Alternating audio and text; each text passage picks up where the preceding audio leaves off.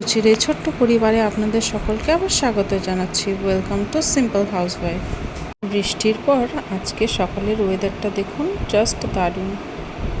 আজ ছিল রবিবার, তাই বাবুর খাবারটা ওর বাবার কাছে হ্যান্ড ওভার করে দিয়ে চলে গেলাম রান্নাঘরে রান্নাবান্না করতে।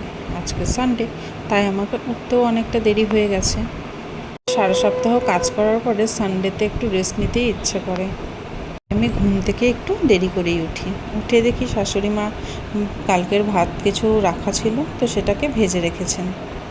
এদিকে আমার হাজব্যান্ড একটু বাজার করেও নিয়ে এনেছিল একটু শাক, আলু আর কিছু ভেন্ডি আর মাংস আর একটু মাছ এনেছিল। চিকেনটা দেখে মনে পড়লো যে অনেক দিন থেকেই তো ফেসবুক, ইনস্টাগ্রামে আর ইউটিউবে দেখে যাচ্ছি আমপোড়া চিকেন, তো ভাবলাম আজকে একটু আমপোড়া চিকেনই বানাই।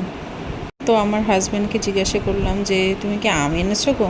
বলে হ্যাঁ, আমি দুটো আম এনেছি, তুমি দেখো কিছু করলে করো।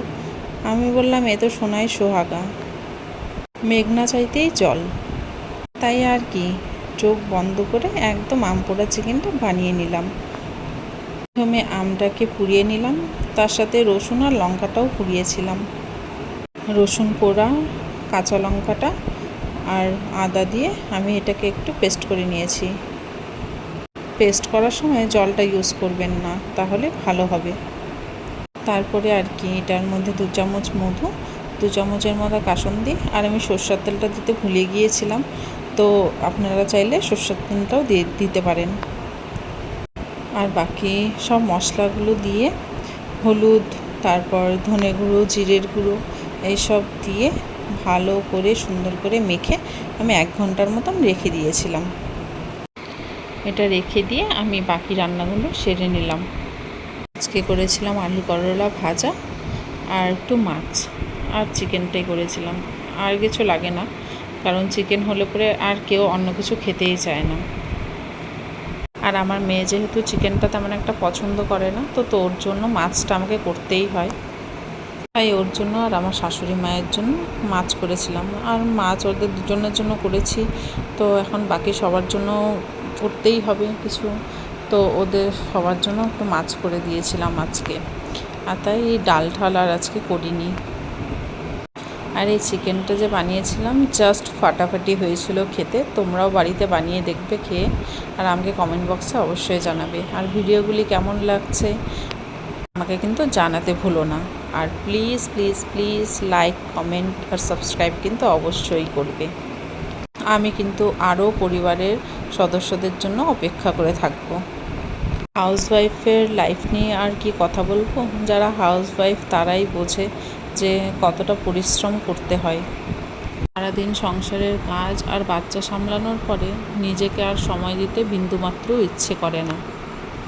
কিন্তু আমাদের এনার্জি লেভেল যে লো করলে চলবে না, তাহলে তো সংসারকে এগিয়ে নিয়ে যাওয়াই যাবে না, তাই না? তাই প্রত্যেকটা হাউসওয়াইফের যে জীবনযুদ্ধ, সেটা কিন্তু বই পড়ে আসে না, সেটা আমাদের জীবন আমাদেরকে শিখিয়ে দিয়ে যায়। আর আমি আমার জীবনের থেকে অনেক কিছু শিখেছি। কখনো দাঁড়িয়েছি, কখনো পড়ে গেছি, কিন্তু কখনো হার মেনে যাইনি। তাই আমি প্রত্যেক হাউসওয়াইফদের বলবো যে কখনো জীবনে হার মেনো না। জীবনটাকে লড়ে আমাদের জিততে হবে, আর সেটাই আমাদের লক্ষ্য রাখা উচিত। হ্যাঁ, মাঝে মাঝে কষ্ট হয়, চোখে জলও আসে, কিন্তু যার হাত মাথার উপরে আছে তার উপরে আর কেউ নেই। তাই তার উপরে ভরসা রেখে নিজের জীবন যুদ্ধে লড়ে যাও।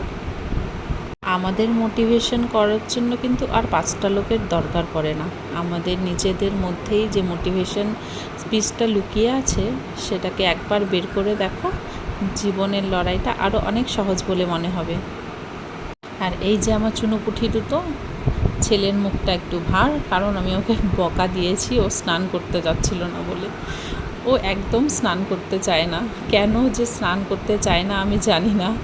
ও গরমের সময়ও স্নান করতে চায় না, আর ঠান্ডার সময় তো ও যায়ই না, বাথরুমে ঢোকেই না।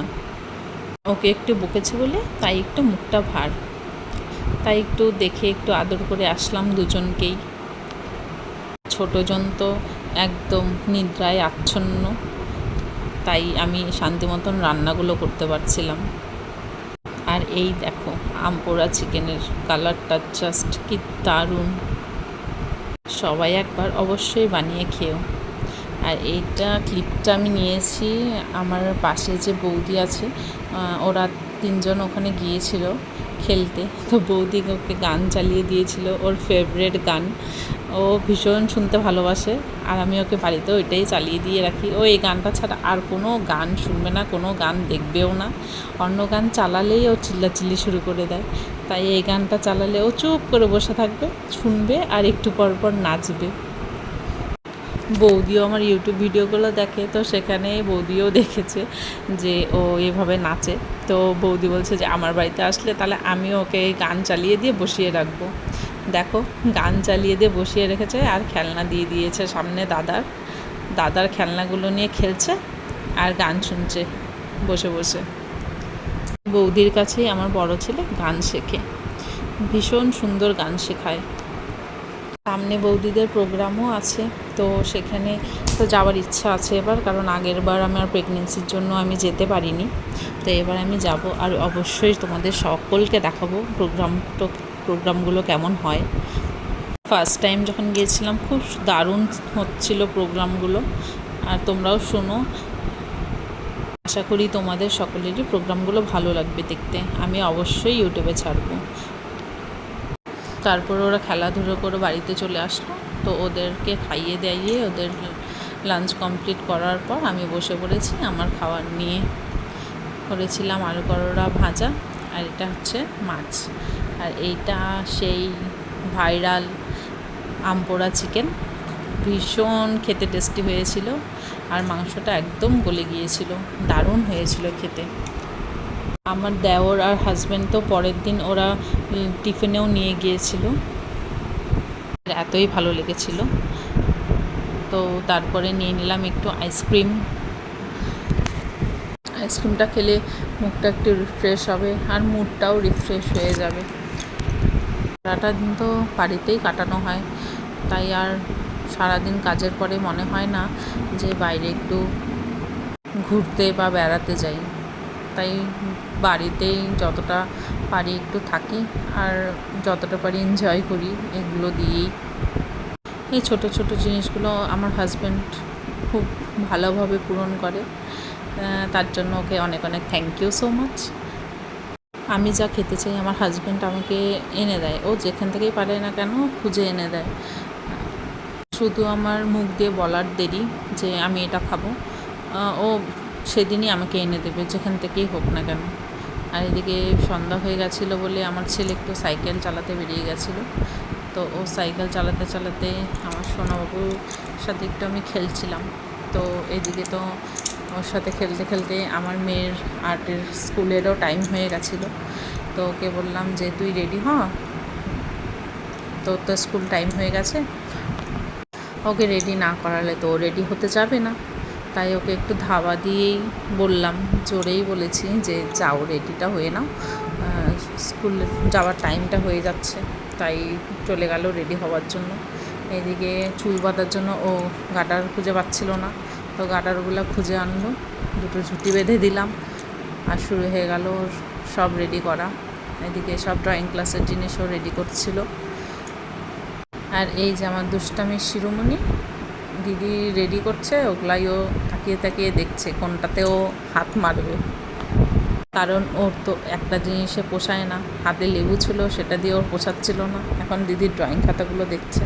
এদিকে আমার ছেলে সাইকেল চালিয়ে চলে এসেছে, ও সাইকেল চালাতে গিয়ে পাটাতে একটু মোচ খেয়েছে, তাই আমাকে এসে বলছিল আমার পাটা বেঁকে গেছে, আমি আর চালাতে পারছি না। আমি সব ঠিক আছে, আর যেতে হবে না, তাহলে বসে রাখ তুই এখানে।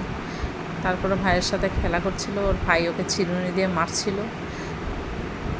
আর ওদের দুষ্টামি খুনছুটি এসব দেখতে দেখতেই আমার সময় চলে যায়। এই ছোট ছোট স্মৃতিগুলোকে আমি বেঁধে রাখছি, যাতে ওরা বড় হলে আমি ওদেরকে দেখাতে পারি। আমাদের ছোটোবেলার গল্পগুলো তো আমরা আমাদের মা বাবার মুখ থেকেই শুনে এসেছি, আমরা ওদেরটা অন্তত চোখ দিয়ে দেখাতে পারবো যে দেখ তোরা এইসব করে বেড়াতি ছোটোবেলায়। আমি যেহেতু জয়েন্ট ফ্যামিলিতে মানুষ, তো আমার বাড়িতে তো অনেক লোকজন, মোট 17 জনের মতন লোক। তো আমি এখানে এসে ভীষণ একা একা লাগতো ফার্স্ট টাইম আমার, যে সবাই ওখানে আমি এখানে, আর আমরা অনেক জন ভাই বোন, মানে আমার কাকাতো ভাইরা মিলিয়ে আমরা 7 ভাই বোন। তো বাড়ি পুরো ভরে থাকতো, হই হাল্লা চিল্লাচিল্লি সবসময় লেগেই থাকতো। তো এখানে এসে আমার ভীষণ একা একা লাগতো। তারপর তো আমার জীবনে আমার বড় ছেলে আসলো। তো ও আসার পরে আমার একাকিত্বটা একটু কাটিয়ে উঠলো। তারপরেও একা একাই লাগতো, যেহেতু আমি এত জনের সাথে থেকেছি, বড় হয়েছি, তো তারপরেও আমার একা একা একটু লাগতো। কিন্তু এখন আর মনে হয় না যে আমি একা একা আছি। এখন 3 জনের অত্যাচারে মনে হয় মাঝে মাঝে, ধুর এই বাড়ি ছেড়েই চলে যাই, আর থাকতে ইচ্ছে করছে না। কিন্তু এভাবে জীবনটা অনেক বেশি সুন্দর লাগে। তাই রাত্রে ফটাফট রুটি টুটি বানিয়ে নিলাম। এরপরে ওর বাবা ওকে হাঁটি হাঁটি পাপা শেখাচ্ছিল। তো আজকের মতন ভিডিওটি আমি এখানেই শেষ করছি। দেখা হচ্ছে আবার পরের ভিডিওতে। অপেক্ষায় থাকবে সকলে। আমার নেক্সট ভিডিও আসছে খুব তাড়াতাড়ি। আর ওর এরকম হাঁটা দেখে আমার বাবার কথা মনে পড়ে গেল। আমার ছোটোবেলায় আমার বাবাও আমাকে এইভাবে হাঁটাতো। তো সকলে সুস্থ থেকো, ভালো থেকো। রাধে রাধে।